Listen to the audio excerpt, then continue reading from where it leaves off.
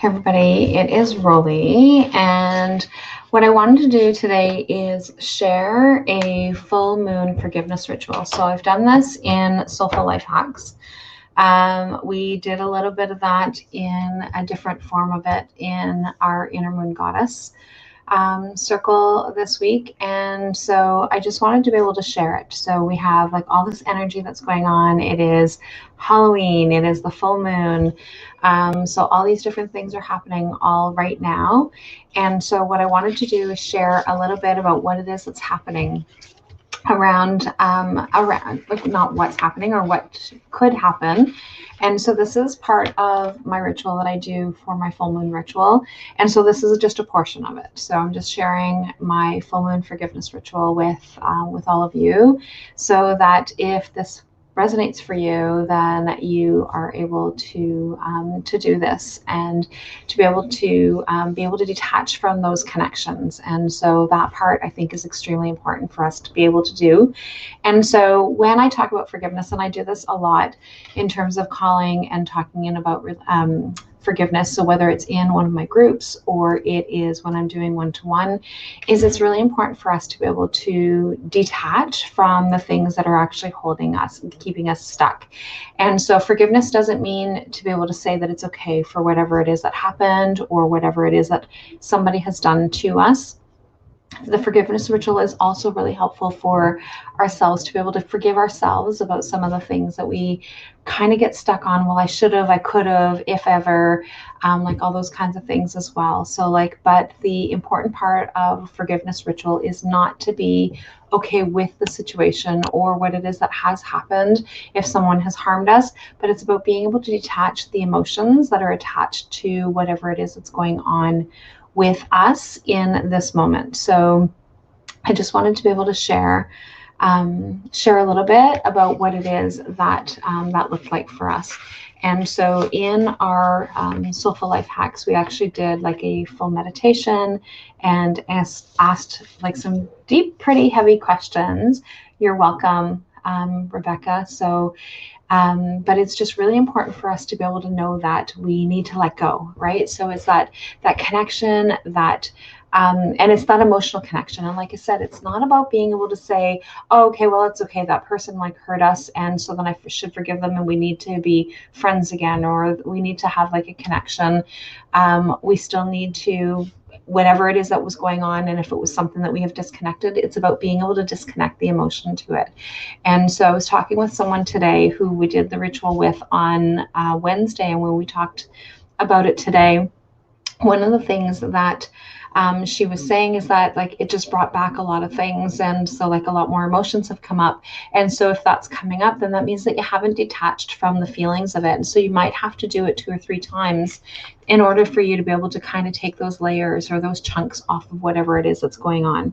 So I am huge on writing, so writing and journaling, and so being able to write a letter. So like if it's a particular person that you need to do this forgiveness ritual with, is then write down and be as graphic as you need to. So no one sees this letter. This is only your letter, so you can use whatever words that you want, whatever language that comes up, but making sure that you're in a space where you can fully feel the emotions that are coming up. So as you're writing and as you're sharing what it is that's coming up for you, what it is that's happening, then allow those emotions to be able to flow, so that way there you can actually release it. You can't release it if you keep it bottled up. And a lot of times when something happens, we keep those emotions bottled up, and we struggle with being able to like put it out there and not want anybody to be hurt because these are the things that we're feeling, or sometimes we feel guilty because of the way that we're feeling. So if somebody's hurt us and we feel like hatred or anger, or it's like, oh, we shouldn't feel those feelings. We can feel those feelings, but it's, what are you going to do with those feelings? So like you can be angry about something without lashing out and harming someone else, but being able to, but when we hang on to those emotions, then it gets stuck in our body, it gets stuck in our emotions, and it stilts us from being able to move forward. So it creates blockages that allows us to be able to kind of step in to another thing. And one of the other things that and one of the things that happens often when I'm talking with different clients is that sometimes they're like, well, yeah, but I've already dealt with that. Like that was like 10 years ago and I went to therapy, we dealt with it, but all of a sudden like these memories are coming back, or like the emotions are coming back, or like these thoughts are coming back. And it's just because we need to remove that next layer. So that's why I said sometimes we kind of like whatever it is that it's going on, and we need to be able to continue to that process to be able to get rid of the things that's creating that attachment. So we want to be able to release, like, and that's the whole point. And under the moon is being able to release. Under the full moon is a great time for being able to release the different things that are going on. So you start off by writing a letter. So like I said, you are as detailed as possible. You give, you say whatever it is that you are feeling, things that you wouldn't necessarily say to the person in person. You can say that because they're not getting this letter and you're not giving it to anyone else to share. You're not sharing the information with anyone else. It's only for you. It's for your eyes only, literally for your eyes only, and for the universe or God or whatever it is that you have in terms of a higher power. There is always a higher power regardless of what it is that your beliefs are. So whether it's the universe, the angels, the spirits, God, Jesus, whatever it is, there is always that higher power that allows us to be able to, that we can actually give back to, right? So we can give them the things and the burdens that we've actually been carrying so that we don't have to carry them as part of our human selves. And so then the next step is being able to burn the letter. So if you are in a situation where it is not safe to burn, then obviously you don't want to be doing that. You don't want to be setting off fire alarms, that kind of thing. I like to be able to use sacred fire, but given all the things that have been going on, sacred fires have not been something that we have been doing. And so so being able to like just go in the bathroom or in the kitchen sink and be able to, where there's water available, so like putting your letter in and allowing it to burn and allowing it to be in a safe place to be able to burn. And if you're not able to do that, then being able to just being able to tear it up, which is what we did as part of our ritual on Wednesday, is that we tore it up. Right. So you don't have to, the burning just has that catharsis, right? So you actually you see it from paper to ashes, and it just has that catharsis of being able to see it go engulf in flames, where it actually kind of switches and then becomes nothing. But being able to tear it up into little tiny pieces is also a catharsis, right? So like that energy of like, I'm releasing, and every tear allows you to be able to release it so that way there you can actually let it go. And so that's another way of being able to do it. But burning is one of the ways that I typically do it. So like I said, if I have to do it, that we don't have an ability of being able to have a sacred fire, then I use the kitchen sink because it's metal and it's safe, and I can turn on the water if something were to happen. Not that anything has ever happened, but if I need to, then I can just turn on the water, and I know that I don't have to worry about burning the house down, kind of thing, right? So we want to make sure that we're safe.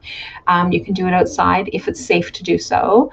And if there's different things like that you can do. And I know that when we've done different retreats and stuff and we've been by the water, is that we can actually go by the water and burn it and then watch it float away above the water, like right by the water, kind of thing. So again, making sure that we're safe when we're doing these things, because last thing we need is to have some other big emergency happen, but it just allows us to be able to have that part of things. So then the next step after that is being able to have a bath in bath salts. So I know that some people do not bath, and they prefer to have showers. So if that's the case, then being able to just soaking your feet in and I use sea salts for this particular ritual. And so being able to use the sea salt, and I do a bath. So, but if you can't have a bath, then being able to just soak your feet, and with setting the intention of allowing any of the negative attachments to move out of your body, and having that full visualization, right? So like in the bathtub, my ritual with the bathtub, however, is a little bit different. Is that what I do is when I'm in the tub, I'm allowing all of those ions and all that stuff to be able to release in the bath water, and then I actually stay in the tub when I actually drain it, and then I actually watch and I stay in the tub until there's no more water and allow it to be able to like disseminate through the drain and just go away, and that it's actually, and then it's like that cleansing. So again, you don't have to stay in the tub, but that's part of what it is that I do. It just gives me that extra little bit of like, okay, it's washing away completely. And so it's just releasing that. The next step, and you can do either of these two steps. One, like you can actually change the order of them if you want to. And then, so the next step is burning sage. So then you actually cleanse, and then you, with the sage, and so you can use sage, or you can use sweetgrass, or you can use Palo Santo, or you can use other kinds of healing medicines, of being able to release. If you are not able to burn sage or anything like that, you can use essential oils. And if you don't have, so some people have sense sensitivities, is being able to use a selenite wand. And so I actually have my selenite wand here. And so even just using my selenite wand and just clearing, right? So like I can actually use this as opposed to using the sage. So I don't necessarily need to use the sage, but it's that whole purpose, right? So you actually just, so you're clearing your mind, you're clearing your hearing. So then you would actually do both sides. You're actually clearing your eyes to be able to like see better, and being able to clear your mouth, clearing your throat, clearing your heart, and then cleansing your entire body. And so you do that with the sage, but you can also do that with the selenite stick, and then having the intention of it going behind, because obviously we're not double jointed, or some of us aren't anyway. And so just being able to kind of just cleanse and clear the body, and just, but you're pushing it down. You're pushing it down into Mother Earth. So whichever way that you're doing it, you're always bringing it down into and giving it back to Mother Earth. So whether you're using the sage, or you're using the selenite wand, or you're using some essential oils, whatever it is that you're doing, you're just using it to be able to cleanse, and that just takes it to the next level. The other part is being able to release any psychic cords. So when we have that attachment to whatever it is that we are holding on to in terms of what we need to let go of, is that we actually visualize having that attachment. So like if it's with a particular person, so that's the example that I'm going to use, is using a particular person that you're actually trying to like detach from in terms of being hurt by them. And so actually visualize that you guys are attached, and that you have like this linking cord. And so I always use the example of that umbilical cord, of like being attached that way. And so being able to visualize that as you're cleansing and clearing, you're actually cutting those. So like every time that you have like all these different things that are actually coming out of your body, so out of your heart, out of your different parts of your body that you like, so our liver holds our anger, right? So so like having that anger that's actually built and attached to our liver, and being able to actually visualize cutting that attachment and allowing it to actually completely detach and release away from our body, so that it's no longer connected to what it is that is going on. Or like being able to visualize a spider web, right? So like if you actually walk into a web, you've got like all these webs that are all attached, and you have to like push them off, right? So like all these different things like that. So that's the releasing the cords. The other part is asking for help. So again, at the beginning, I had talked about like being connected to your higher power, whatever it is that looks like for you, and being able to detach from that. But being able to have that connection to our higher power allows us to be able to have that, to be able to know that we're not alone, because we're not alone, and we have like this energy, or this source, or this universal, or God, or again, whatever it is that believes for us. And so we need to ask that divine source to be able to ask for help, to be able to say, we can't do this on our own and we need help. And so being able to say, these are the words that I use. So now I release this relationship to the divine. I am open to a miracle of completion, as it is in spirit, or God, divine, universe, hands, unfolding in the perfect way for the good of all, releasing any fear, as the good of all will prevail. And so like being able to say something similar to that allows us to be able to let that go. The next step for that is being able to visualize seeing both of you move on. So again, if I'm using a person and if it's about our own self, that we're actually doing some forgiveness on ourselves, then we're actually visualizing ourselves or the person. So like if it's with a person, so I'm going to stick with the analogy of doing it with a person and having to do that forgiveness with a person, is that being able to visualize both of you going on your own way. So like if there's a situation that I have going on with, and I'll just use my husband, for example, right? So like if there's something that's going on between him and I, and this is something that I need to release and I need to let go of that, that part is being able to say, okay, so like now I'm going to visualize that I've done all the clearing, and now I'm actually visualizing us both being able to detach from whatever that issue is. And so when we have relationships, whether it's with our spouses or whether it's with our family or whether it's with people that we work with, there's always potentially these different things. Some are worse than others in terms of some of the things that have happened, but we still have sometimes these conflicts or these things that we need to release and we need to let go of. And so, and like I said, if it's something that is like much more major, then we're not necessarily going to continue with a relationship, but being able to do forgiveness rituals, even with people that we are maintaining relationships with, is like extremely important. And so if somebody's harming us, then that's an entirely different story, right? We don't stick with that relationship. We actually definitely cut ties physically as well as emotionally to those relationships. But if it's somebody that is, that it's just, in terms of relationships, just regular relationship stuff, then we need to detach from that.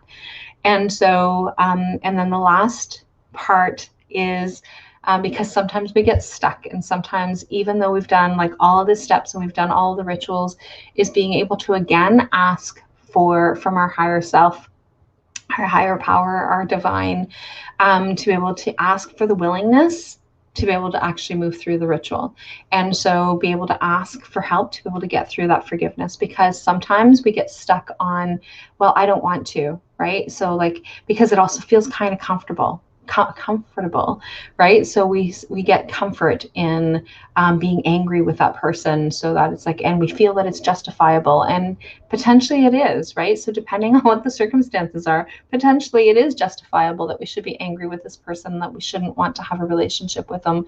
But sometimes we just get stubborn in some of the circumstances and situations that we're in, that we sometimes need to just let it go. And if we can let it go, then it detaches and we are no longer stuck in that part. So that is what I wanted to be able to share with all of you guys today under this full moon. And the reason why I wanted to be able to share it particularly under this full moon is because it's also the first time in 74 years that we've had a full moon on Halloween. And so I don't know when the next one is, because I haven't checked to see when the next full moon on October 31st will be, but like this is the first time in many, many years. So I just felt that it was like really important for us to be able to use this powerful, I believe that this is a powerful moon for us to be able to kind of move through. It's also our second full moon in the month of October. And I know that some people refer to this as the full moon, or as a blue moon. And so, but my teachings tell me differently, is that because 2 moons in 1 month happens often enough. And so that's not really what a blue moon actually is. So what a blue moon is that when you are, is that it actually happens that there's 4 moons in one season. So, but I've seen tons of posts. I've seen tons of different people that are posting, and some very credible people that are actually posting about this being a blue moon. And so, but so for me, it's definitely it's not a blue moon. And so I did share that little fun fact for people, but it is still a very powerful time, right? So depending on what it is that you celebrate, what it is that's going on, people talk about tomorrow is All Saints Day. So like there's a lot of different things around different energies. And one of the other things that a friend of mine actually pointed out that I never really put 2 and 2 together in terms of energy stuff is that we are also in a time change for where we are, right? So like it's that shift in energy as well, that we're going to have to like switch to a different time. So we actually fall back. So we actually have that extra hour of sleep, but then it actually switches up all of our rhythms and all the things that are actually going on that way. So like there's lots of things going on. We're still in that change of the season, depending on where you are, is that we've had the tree that I have that we look out has no more leaves on it. And depending on where you are, like there's still, some of them are still changing and some of them are still falling. But it's still like all that energetic change and all that energetic shift that's actually happening right now. So I hope that was helpful. And if you guys have any questions, definitely let me know, and I will be more than happy to share with you. And thanks for joining me, whether you're catching me still on the live or on the replay. And I will chat with all of you guys later. Bye for now. Talk soon.